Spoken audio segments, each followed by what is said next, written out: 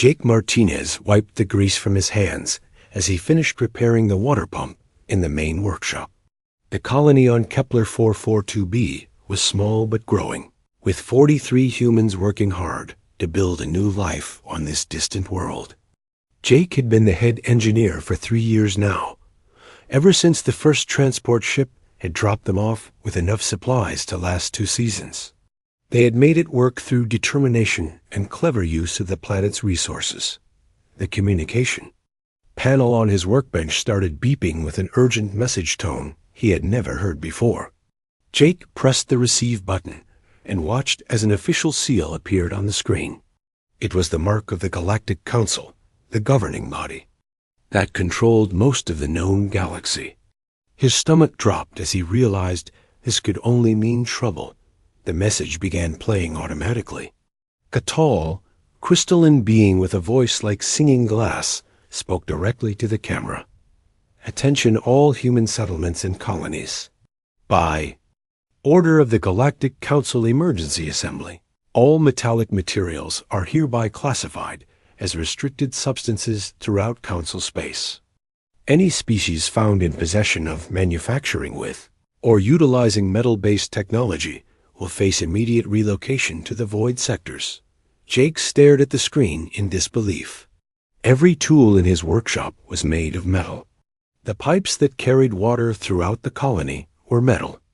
The framework of their buildings, their communication equipment, their power generators, even the cooking pots in the kitchen were all made of metal.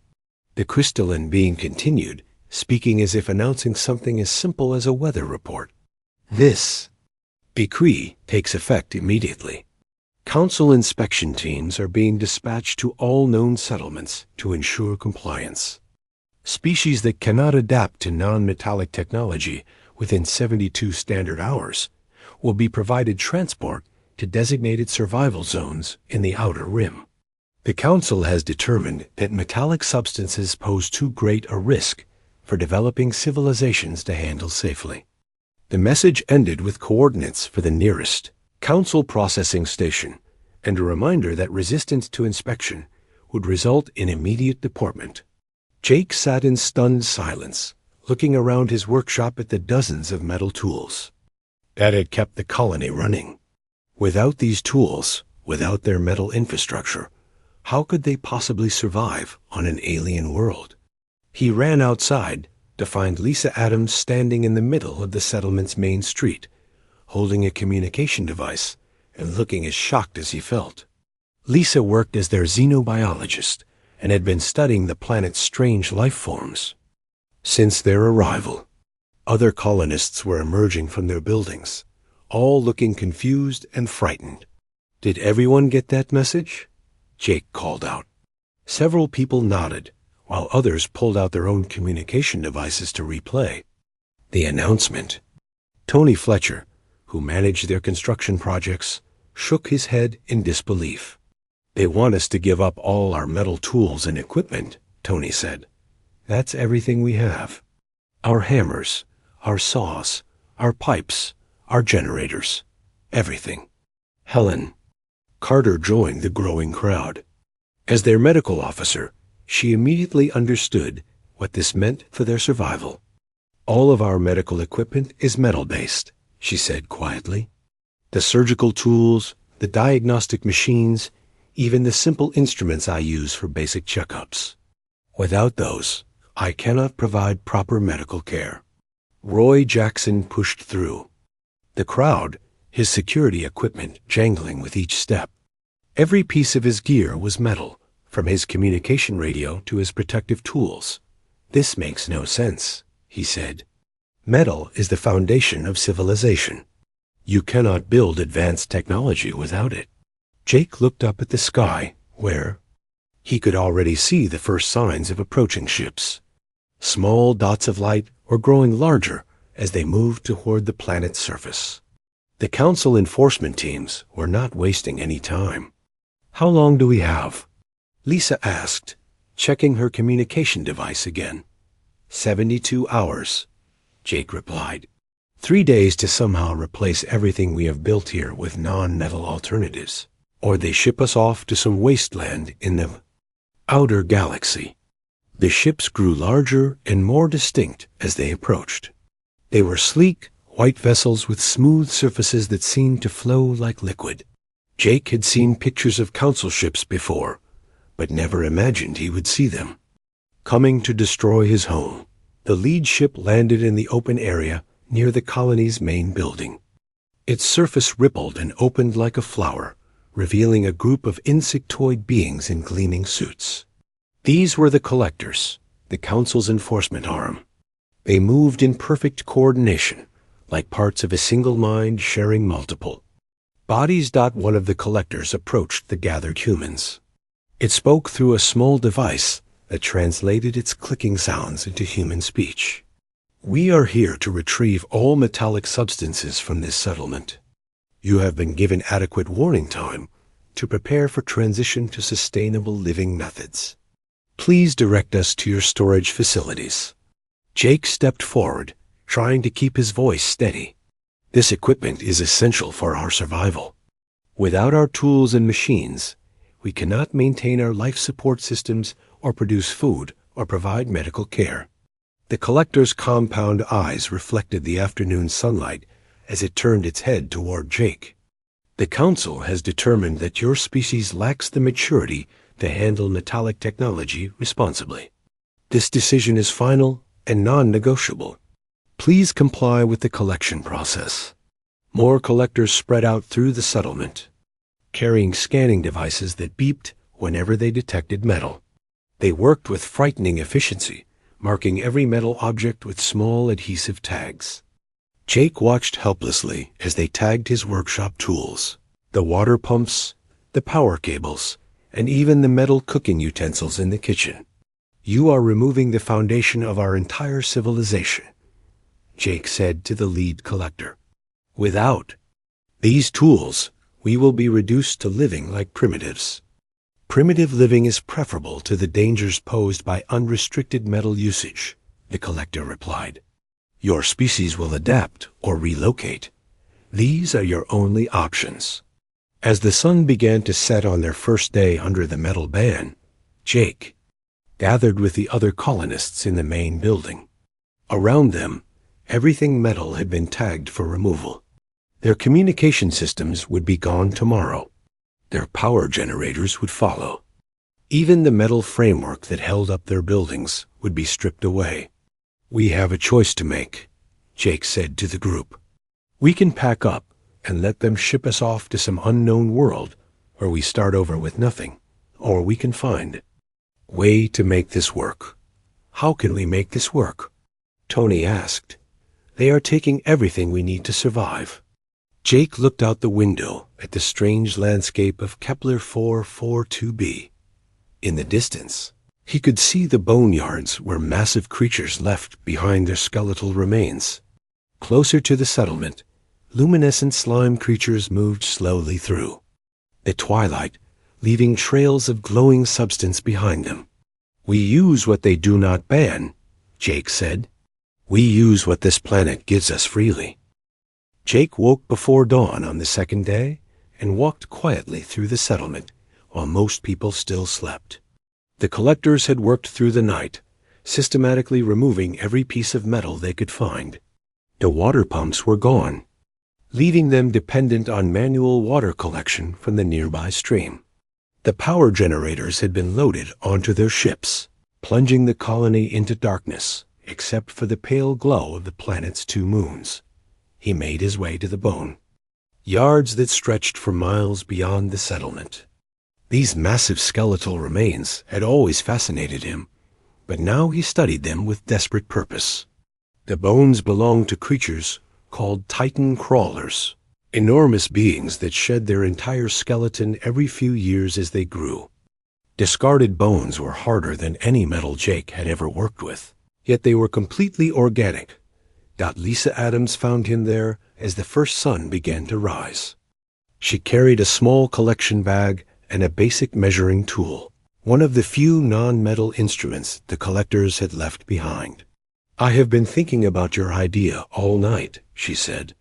"These bones are incredibly strong, but how do we—" Shape them without metal tools? Jake picked up a smaller bone fragment and examined its surface. Look at how smooth these edges are, he said. The Titan crawlers do not use tools to shape their bones. They grow them exactly the way they need them. Maybe we can learn to work with the natural shapes instead of trying to force them into what we want. They spent the morning collecting samples and studying the bone structures. Jake discovered that the bones had natural joints and connection, points where they had once fitted together in the living creatures. These connection points were perfectly designed for joining bones together without any additional materials. Tony Fletcher joined them around midday, carrying his grandfather's old woodworking tools. These tools were made of hardened wood and stone, crafted in the traditional style from Earth's pre-industrial age. My grandfather always said that good craftsmen could build anything with the right knowledge and patience, Tony said. Maybe he was right. Using Tony's traditional tools, they began experimenting with joining the bones together. The work was slow and difficult, but they quickly discovered that the bones had properties that made them superior to metal in many ways. They were naturally resistant to the planet's harsh weather. They did not rust or corrode, and they seemed to absorb and distribute stress more effectively than steel. Helen Carter arrived in the afternoon with news that changed everything. She had been studying the luminescent slime creatures that inhabited the planet's cave systems. These creatures are not just pretty lights, she said excitedly. They produce a biopolymer that hardens when exposed to sunlight. I tested small samples this morning, and the hardened slime is stronger than concrete. Lisa immediately understood the implications. If we can convince the slime creatures to help us, we could use their secretions as a binding agent for the bones. It would create a construction material that is completely organic, but incredibly strong. The four of them worked together for the rest of the day, developing the basic techniques for their new construction method. Jake designed joint systems based on traditional carpentry methods that Tony's grandfather had taught him. Lisa studied the biochemistry of the slime polymer to understand how it bonded with different materials. Helen experimented with ways to encourage the slime creatures to produce larger quantities of their secretions. Tony refined the bone-shaping techniques using his wooden and stone tools. By evening, they had constructed a small test wall using their new methods. The wall stood 6 feet high and 4 feet wide, made entirely from Titan crawler bones bound together with hardened slime polymer. Jake pushed against it with all his strength, but the wall did not move. Tony struck it with a wooden mallet, producing only a dull thud as the impact was absorbed and distributed throughout the structure. Roy Jackson examined their work with the eye of someone trained to evaluate defensive structures. This is actually better than our old metal walls, he said with surprise. The organic materials seem to absorb impact energy instead of transferring it. A wall like this would be much more effective against the planet's predators than anything we had before. Word of their success spread quickly through the settlement. Other colonists came to examine the test wall and hear explanations of the new construction technique. Many were skeptical at first, unable to believe that organic materials could replace their sophisticated metal technology. Jake organized work teams to begin construction of their first full-sized building using the bone and slime method. Work was physically demanding, requiring them to carry heavy bones from the bone yards and carefully shape each joint by hand. The slime creatures had to be approached gently and treated as partners rather than resources to be exploited. Lisa discovered that the slime creatures were actually quite intelligent and could be communicated with through a series of light patterns. When the humans demonstrated that they wanted to build shelters for protection rather than weapons for destruction, the creatures became eager to help. They began producing larger quantities of their biopolymer and even guided the humans to the best locations for finding suitable bones. The first building began to take shape on the third day. It was unlike anything the humans had built before, with curved walls that followed the natural shapes of the bones and a roof that seemed to grow organically from the walls. The slime polymer not only held the structure together, but also provided a smooth, waterproof surface that glowed softly in the darkness. Helen established a small medical station in one corner of the new building. She had discovered that certain types of slime had healing properties and could be used to create organic medical supplies. Her new medical tools were carved from specially treated bones and worked just as effectively as her old metal instruments. Tony set up a workshop area where he taught other colonists the traditional crafting techniques needed for working with organic materials. The work required more skill and patience than using metal tools, but it also created a deeper connection between the craftsperson and their materials.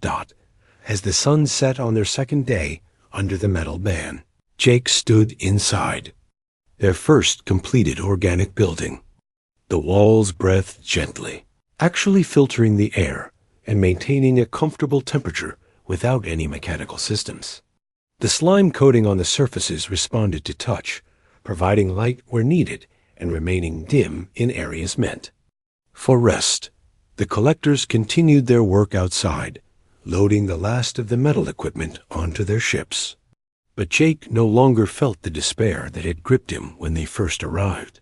The humans were not just surviving without metal, they were discovering something better. The inspection ships arrived exactly 72 hours after the first announcement, just as the morning sun cast long shadows across the transformed human settlement.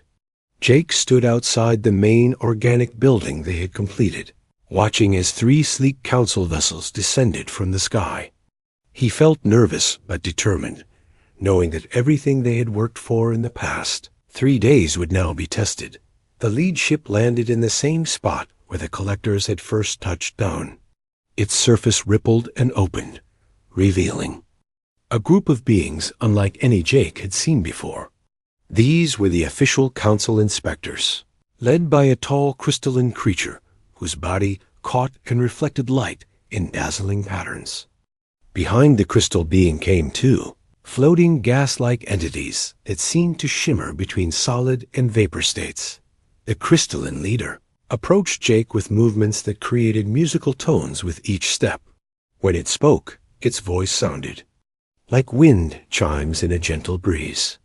I am Crystalline Singer of Wines, Senior Inspector for the Galactic Council. We are here to verify compliance with the Metal Prohibition Decree and assess the status of this human settlement. Jake stepped forward, trying to project confidence he did not entirely feel. Welcome to our colony, Inspector. We are ready for your examination. As you can see, we have adapted to the new requirements and built structures using only organic materials available on this planet. The crystal being's faceted eyes turned toward the bone and slime buildings that now dominated the settlement. The structures looked nothing like the metal-framed buildings that had stood there 3 days ago. Instead of straight lines and geometric shapes, the new buildings curved and flowed like living things. Their surfaces glowed softly with the natural luminescence of the slime coating, creating an otherworldly beauty in the morning light. Crystalline Singer of Wines moved closer to examine the nearest building. One of the gas-like inspectors floated beside it, extending tendrils of vapor that seemed to probe the walls. These structures appear to be constructed from biological materials, the crystal being said. However, we must conduct thorough scans to ensure no metallic components are hidden within. Jake gestured toward the building entrance. Please examine everything as carefully as you need to. We have nothing to hide. The inspection team entered the main building, carrying scanning devices that hummed and clicked as they worked. Jake followed them inside, along with Lisa, Tony, Helen, and Roy. The interior of the building was even more impressive than the exterior, with walls that seemed to pulse gently with life and surfaces that responded to the presence of people. By adjusting their brightness, The crystal inspector ran its scanning device along the walls, floor, and ceiling. The device remained silent, detecting no traces of metal anywhere. One of the gas beings extended itself throughout the room, apparently able to analyze the molecular composition of everything it touched. After several minutes of intense examination, it withdrew and communicated with the crystal leader through a series of color changes. The structural materials register as completely organic, Crystalline Singer of Wens announced. However, the construction techniques appear highly sophisticated. How did a primitive species achieve such advanced building methods without metallic tools? Tony stepped forward, holding up one of his grandfather's wooden tools. We use traditional crafting methods that do not require metal tools.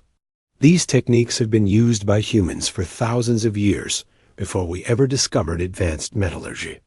Lisa moved to one of the walls and placed her hand on the slime coating. The wall responded by brightening noticeably in that area. We also established a cooperative relationship with the planet's native life forms. The slime creatures help us by providing their biopolymer secretions in exchange for protection and food. The inspectors seemed puzzled by this explanation. The gas beings floated higher, examining the ceiling structure more closely. Their scanning revealed that the bone framework was incredibly complex, with load-bearing calculations that surpassed anything they had seen in primitive construction. Helen led the group to her medical area, where she demonstrated the organic medical tools she had developed. She showed how carved bone instruments could perform the same functions as metal surgical tools, and how certain types of processed slime could serve as antiseptics and healing accelerants. Our medical capabilities have actually improved since we stopped using metal, she explained. These organic materials work in harmony with biological systems instead of fighting against them.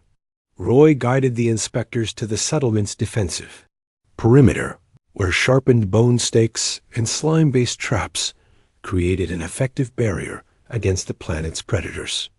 Our security systems are more effective now than they were with metal equipment, he said. The organic materials blend with the environment and adapt to different types of threats. The crystal inspector seemed increasingly frustrated as the examination continued. Every scan came back negative for metal. Yet the sophistication of what the humans had built challenged everything the Council believed about primitive species. The gas beings communicated rapidly among themselves through complex color patterns that Jake could not interpret. After 4 hours of intensive inspection, Crystalline Singer of Wens called the team together in the main building's central area. We have found no violations of the metal prohibition, it announced. All materials and construction methods used in this settlement comply with Council regulations. Jake felt a wave of relief wash over him, but the crystal being was not finished speaking. However, it continued, we are concerned about the implications of what we have observed here. Your species has demonstrated adaptive capabilities that exceed our expectations for beings at your level of development. We will be filing a special report with the Council leadership regarding this settlement. Lisa stepped forward. Is there something wrong with humans being resourceful and creative? We were given a challenge, and we found a way to meet it without breaking any rules. The gas inspectors floated closer to Lisa, their forms shifting and pulsing with various colors. One of them spoke through a translation device that made its voice sound like distant thunder. The concern is not rule-breaking, but precedent setting. Other species may attempt to replicate your methods, leading to uncontrolled technological development outside Council oversight. Jake realized that their success had created a new problem. By proving that advanced civilization was possible without metal, they had inadvertently challenged the entire foundation of Council control. A metal ban was not really about safety. It was about keeping certain species dependent on Council technology and authority. Tony crossed his arms and looked directly at the crystal inspector. So you are saying we are in trouble for being too successful at following your rules? crystalline singer of wine's body flashed with bright patterns that Jake suspected indicated irritation. You are in compliance with current regulations. However, the Council may need to review the broader implications of your achievements. As the inspection team prepared to leave, Helen approached the crystal being with a request that surprised everyone. Inspector, we have developed medical techniques that could help other species deal with injuries and illnesses that Council medicine has been unable to treat. Would you be interested in a demonstration? The crystal being paused at the building. Entrance. What kind of demonstration? Helen led the group to a small enclosed area where she had been caring for an injured local creature, something like a six-legged deer that had been attacked by predators. Using her organic medical techniques, she had not only healed its wounds, but restored full mobility to limbs that would have been permanently damaged under normal circumstances. The inspectors watched in amazement as Helen explained how the bioorganic treatments worked with the creature's natural healing processes instead of simply covering up symptoms. The gas beings extended tendrils to examine the healed creature, confirming that the recovery was complete and permanent. For the first time since arriving, crystalline singer of wines seemed genuinely impressed rather than suspicious. This level of medical effectiveness surpasses standard Council treatment protocols, it admitted. How is such success possible with primitive materials? Jake smiled as he realized they had just demonstrated something that might change everything. Maybe. The materials are not as primitive as everyone thinks. Word of the human settlement's success traveled through the galaxy faster than Jake had ever imagined possible. Within 2 weeks of the Council inspection, the first refugee ship appeared in orbit around Kepler 442b. The ship's captain sent a desperate message asking for permission to land and learn the organic construction techniques that had allowed humans to thrive under the metal ban. Jake stood in the communication center they had built from carved bones and bioluminescent slime. Panels listening to the translated voice of Captain Zorax of the Corvan Republic. The reptilian species had lost everything when Council forces confiscated their terraforming equipment, leaving their desert homeworld uninhabitable. We have heard rumors that your people have found ways to build advanced structures without metal, the captain said. Our children are dying because we cannot create proper shelter or water systems.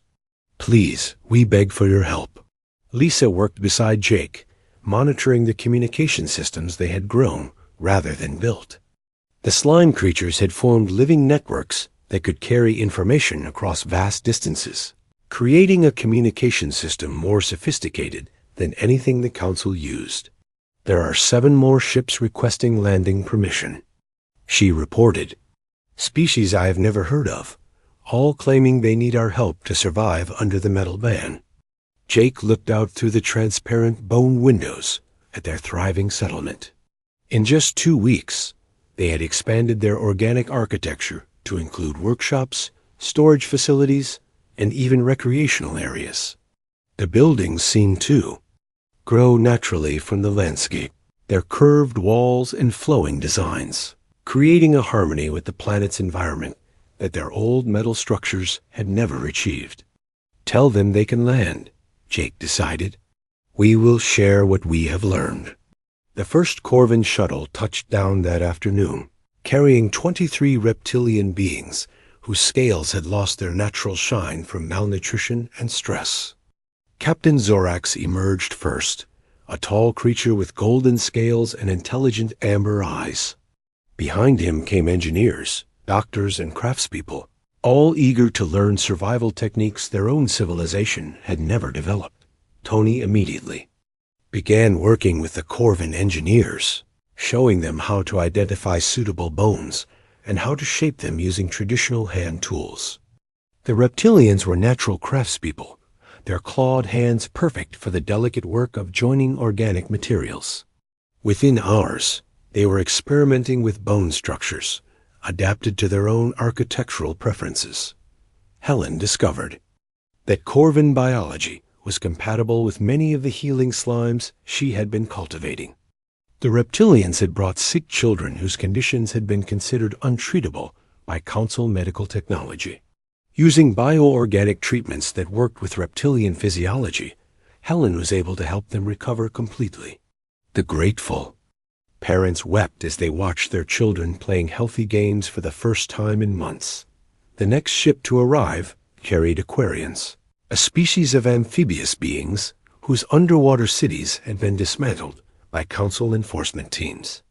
Their leader, a graceful creature named Flowing Current of Deep Waters, explained that their people were dying because they could no longer maintain their aquatic habitats without metal technology. Lisa immediately saw the possibilities for underwater organic construction. Working with the Aquarians, she developed techniques for using coral-like organisms and deep-sea slime creatures to create underwater structures. The Aquarians contributed their knowledge of ocean biology, showing how to cultivate living buildings that could filter water and provide perfect underwater environments. Roy found himself coordinating security for the growing settlement as more and more refugee ships arrived. Each new species brought their own knowledge and understanding of biological systems, contributing to an ever-expanding library of organic technologies. The settlement was becoming a center of learning that attracted beings from across the galaxy. Jake established what he called the Organic Academy, where different species could learn from each other and develop new techniques. The academy was built entirely from living materials, with walls that could reshape themselves to create different learning spaces and floors that provided perfect acoustic conditions for any type of instruction. The success stories spread even faster than Jake had expected. Refugee species were not just surviving, they were thriving in ways that surpassed their previous lives under Council technology. The Corvins reported that their new organic structures were better suited to their desert environment than their old metal buildings had ever been. The Aquarians found that living underwater cities created healthier ecosystems that supported more life than their artificial habitats ever had. But the most surprising development came when species that were still officially part of the Council began arriving secretly.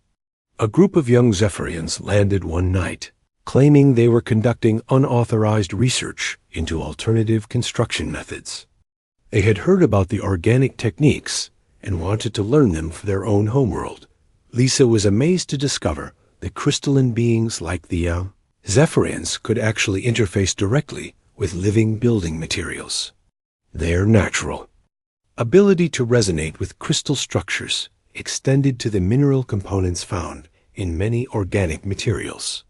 Working together, they developed hybrid construction techniques that combined crystal resonance with biological growth, creating structures that were both beautiful and incredibly functional. Even more shocking was the arrival of a small group of collectors, the insectoid enforcement agents who had originally confiscated the human metal equipment. These collectors claimed they were acting independently, having become fascinated by the reports of organic technology that surpassed their own hive mind. Construction methods. The collectors brought with them detailed knowledge of Council technology and revealed information that changed Jake's understanding of the entire situation. The metal ban had not been implemented for safety reasons, as officially claimed. Instead, it was a method of population control designed to keep developing species dependent on Council technology and unable to advance beyond predetermined limits. Your organic methods prove that advanced civilization is possible without Council oversight, the lead collector explained through its translation device. This threatens the fundamental structure of galactic governance. The Council leadership is deeply concerned about the implications of your success. Jake realized they had stumbled into something much larger than a simple survival challenge. By proving that intelligence and creativity could overcome any obstacle, the human settlement had become a symbol of freedom that threatened the threatened. Council's control over the galaxy. Helen reported that their medical successes were being talked about on worlds throughout Council space. Beings who had been told their conditions were incurable were learning about organic treatments that could help them. The demand for biomedical knowledge was growing faster than they could share it. Tony's workshops were training beings from dozens of different species in traditional crafting techniques that had been forgotten on most worlds. The skills needed for organic construction required patience, creativity, and individual craftsmanship, qualities that mass production methods had eliminated from most civilizations. As Jake stood on the observation platform of their newest building, watching ships arrive and depart daily, he understood that they had started something that could not be stopped. The Organic Alliance, as other species had begun calling their growing community, was becoming the fastest-growing civilization in the galaxy. But he also knew that the Council would not allow this challenge to their authority to continue unchecked. Reports were coming in of increased Council military activity and emergency sessions, being called to address what they termed the organic contamination spreading from the human settlement. The real test was still coming, and Jake suspected it would determine the future of freedom in the galaxy. The Council battle fleet appeared in orbit on a Tuesday morning, blocking out portions of the sky with their massive warships. Jake counted 47 vessels of various sizes, all bristling with the kind of advanced weaponry that could reduce a planet to dust within hours. The largest ship was a command dreadnought that dwarfed everything else in the fleet, its dark hull crackling with energy fields that made the air itself seem to vibrate. Jake stood in the central command chamber of their newest organic structure, surrounded by representatives from 38 different species that had joined the Organic Alliance. The chamber itself was a marvel of bioengineering, with walls that could display images from across the galaxy and communication. Networks grown from living slime that connected them to every settlement in their growing alliance. The communication panel grew brighter as an incoming message began. The screen showed a being Jake had never seen before, a creature of shifting gas and energy that seemed to contain entire storm systems within its translucent form. When it spoke, its voice sounded like thunder rolling across vast distances. "I am Storm Rider of the Void, Fleet Commander of the Council Defense Forces," the being announced. "By order of the Emergency Assembly, this planet and all settlements associated with the illegal organic technology movement are hereby declared in violation of galactic stability protocols. You have 1 standard hour to surrender all technological innovations and submit to Council authority, or face complete annihilation." Jake looked around the chamber at his allies. Captain Zorax of the Corvins stood ready, his golden scales gleaming with determination. Flowing Current of Deep Waters represented the Aquarians, her graceful form rippling with confidence. Even Crystalline Singer of Wines was present, having secretly joined their cause after witnessing the superiority of organic technology. The reformed collectors buzzed with anticipation, their hive mind focused entirely on defending their new way of life. "Send a response," Jake said to Lisa, who managed their biocommunication systems. "Tell Fleet Commander Storm Rider of the Void that we invite him and his entire leadership to visit our settlement. We want to show them exactly what we have built and challenge them to prove that their metal-based technology is actually superior to our organic systems." The response came back within minutes. "You dare to challenge the might of the Council fleet? Your primitive organic constructions cannot stand against weapons that have conquered 1,000 worlds." Jake smiled as he activated the settlement's defensive systems. Around the planet, structures that had appeared to be simple buildings began to transform. Walls shifted and flowed, revealing defensive capabilities that had been grown into the very foundation of their civilization. The bone frameworks that supported their buildings were not just structural elements, but living networks that could coordinate responses across vast distances. The slime creatures that had seemed like simple allies revealed their true nature as the planet's defensive systems came online. These beings were not primitive life forms, but the planet's natural immune system, capable of incredible coordination and intelligence. They had been waiting for centuries for visitors who would work with them instead of trying to dominate them. Storm Rider of the Void launched the first attack without warning, sending energy beams down from orbit that could have destroyed any conventional settlement. But when the beams struck the organic structures, something unexpected happened. The biopolymer walls absorbed the energy and distributed it throughout the living network that connected every building. Instead of causing destruction, the attack actually strengthened their defenses. Lisa watched in amazement as her monitoring systems showed energy levels increasing throughout the settlement. The slime networks are using the attack energy to power enhanced defensive capabilities, she reported. They are literally feeding on the Council weapons. The second wave of attacks came from multiple ships simultaneously, but the results were even more dramatic. The bone structures began to resonate with frequencies that interfered with the Council ships' targeting systems. The slime creatures extended their networks into space itself, creating biological interference that disrupted the fleet's communication and coordination systems. Helen had discovered something remarkable during her medical research that now proved crucial to their defense. The bioorganic materials they used were not just resistant to energy weapons. They were capable of learning from each attack and adapting their defenses accordingly. Every shot fired at them made their defenses stronger and more sophisticated. Tony's workshops had been preparing for this moment for weeks, growing defensive weapons that worked on principles completely foreign to Council military doctrine. Instead of trying to destroy attacking ships, their organic weapons sought to understand and communicate with them. Slime-based probes extended toward the Council fleet, carrying information about the benefits of cooperation instead of conquest. Roy coordinated the defensive response with the precision of someone who understood that they were not just defending their settlement, but fighting for the future of freedom in the galaxy.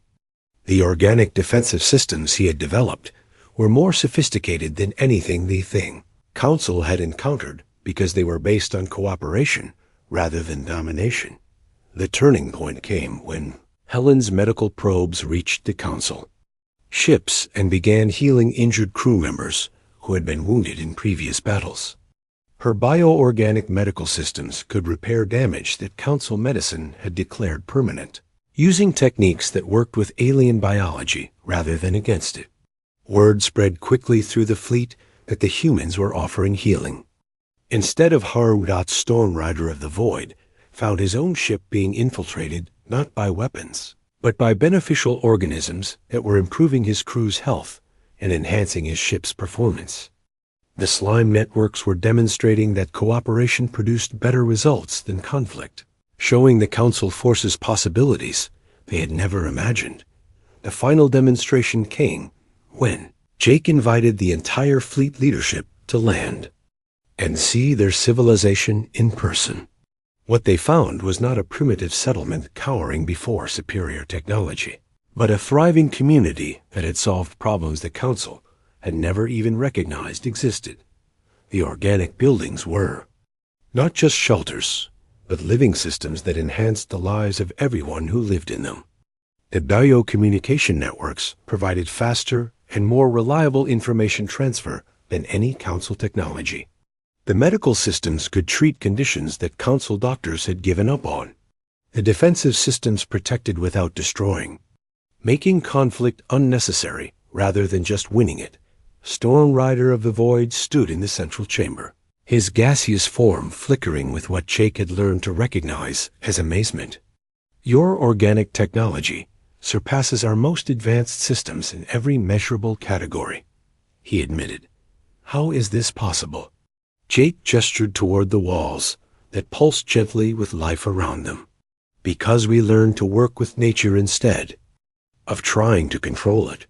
We discovered that intelligence applied with cooperation and creativity can solve any problem, no matter how impossible it might seem. The Council fleet departed not as conquerors, but as students, carrying with them knowledge. That would transform their own civilizations. The metal ban was quietly rescinded, but by then it no longer mattered. Organic technology had proven so superior that species throughout the galaxy were abandoning their reign. Metal-based systems voluntarily. Jake stood in his office, a living room that responded to his thoughts and adjusted itself to his needs. Windows grown from transparent bone coral, he watched ships arriving daily from every corner of the galaxy. They came not as refugees now, but as eager students wanting to learn. Humanity's greatest discovery. The humans had not conquered the galaxy through force or superior weapons. They had conquered it through an idea more powerful than any technology, the understanding that cooperation and creativity could overcome any obstacle. The galaxy would never be the same, and it was better for the change they had brought.